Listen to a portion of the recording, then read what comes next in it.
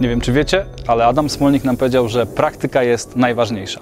12 listopada w Katowicach, dzień przed Klaudyną, mamy dla Was 6 różnych praktycznych warsztatów, które właśnie wprowadzą Was w technologie chmurowe.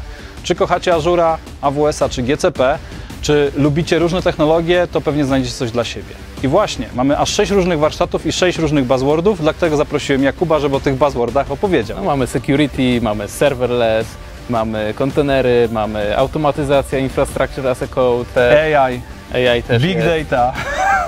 Security zresztą tutaj mamy jednego z prowadzących. Tak jest. Warsztaty będą prowadzone przez tych, którzy z tymi technologiami pracują na co dzień. Są ekspertami w swoich wąskich dziedzinach, dlatego wierzymy, że będą dla Was naprawdę wartościowe.